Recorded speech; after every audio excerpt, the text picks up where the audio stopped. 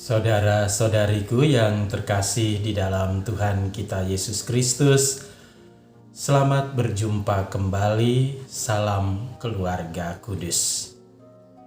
Hari ini, hari Rabu dalam pekan keempat Paskah, dan kita diajak untuk merenungkan arti sebuah perutusan yang terinspirasi dari bacaan-bacaan liturgi pada hari ini. Bacaan pertama dari Kisah Para Rasul bab 12 ayat 24 sampai bab 13 ayat 5a, dan juga dari Injil Yohanes bab 12 ayat 44 sampai dengan 50. Saudara-saudari yang terkasih di dalam Tuhan kita Yesus Kristus, kita semua pasti ingin selalu mengusahakan yang baik.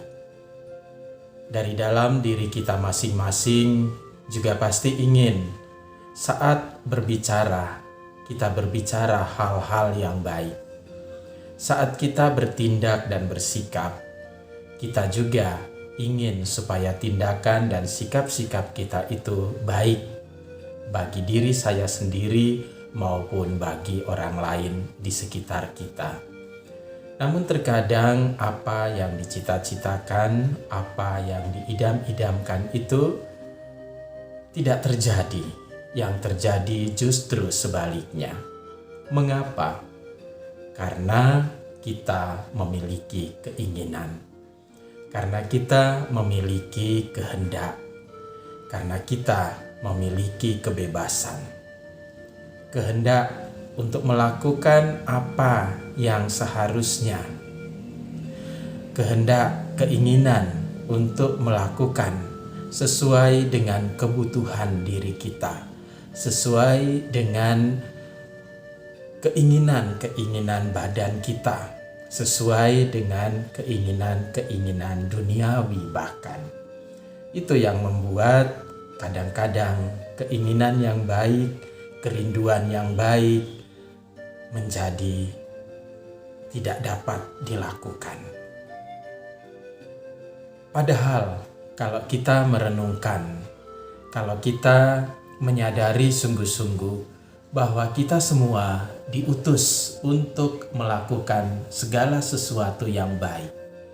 Karena kita semua adalah utusan Bapa, utusan Tuhan di tengah-tengah dunia ini. Apalagi kita semua yang sudah menerima baptisan disatukan dengan Tuhan kita Yesus Kristus. Nah, tentu kita bertanya, kenapa Yesus yang adalah 100% manusia dan 100% putra Allah itu bisa melakukan semua yang baik sepanjang hidupnya? Salah satu jawabannya diberikan kepada kita melalui Injil hari ini.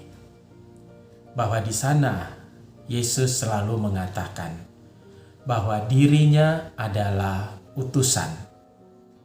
Sebagai utusan, ia hanya melakukan semua yang dikehendaki oleh Dia yang mengutusnya. Maka di dalam Injil, Yesus mengatakan bahwa ia datang untuk melakukan kehendak Dia yang mengutus aku. Yesus juga katakan, aku mengatakan apa yang sudah dikatakan Dia yang mengutus aku kepadaku, tidak lain. Nah, apakah Yesus memiliki keinginan dan kehendak sendiri, kehendak dan keinginan pribadi? Pastilah. Sebagai seorang manusia, Yesus memiliki keinginan, Yesus memiliki kehendak. Hal itu nampak sekali di dalam pergulatannya di Taman Getsemani. Tuhan, Bapa, kalau boleh, biarkanlah piala ini berlalu daripadaku. Tetapi bukan kehendakku, melainkan kehendak-Mu lah yang terjadi. Jadi Yesus memiliki keinginan dan kehendak. tapi kesadarannya bahwa dia adalah seorang utusan yang hanya melakukan apa yang dikehendaki oleh orang yang mengutusnya, maka ia tunduk kepada kehendak dia yang mengutus, yaitu Bapa. Maka dia juga katakan bahwa kalau kamu percaya kepadaku, kamu percaya kepada Bapa, dia yang mengutus aku. Kalau kamu melihat aku, kamu melihat dia yang mengutus aku. Kalau kamu mendengarkan aku, kamu mendengarkan dia yang mengutus aku. Maka kehendak dia yang adalah Allah Maha Baik itu selalu baik kepada semua orang. Karena Yesus patuh dan setia untuk melakukan kehendak dia yang mengutusnya, maka sepanjang hidupnya sejak lahir sampai wafat dan bangkit lagi, ia selalu melakukan yang baik bagi sesama, bagi semua orang, dan bagi seluruh dunia. Maka saudara-saudari, marilah kita membangun kesadaran ini bahwa kita yang sudah dibaptis dalam nama Tuhan kita Yesus Kristus adalah utusan Kristus di dunia ini untuk menyatakan kehendak Bapa. Kehendak Bapa adalah supaya kamu saling mengasihi satu sama lain.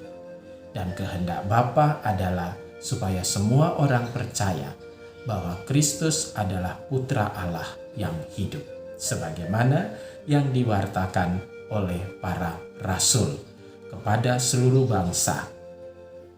Mereka sungguh percaya kepada Kristus sehingga mereka juga menerima perutusan untuk menyatakan kerajaan Allah kepada semua bangsa, yakni kerajaan kasih.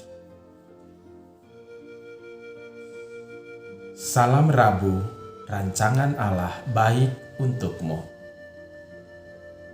Berkah dalam.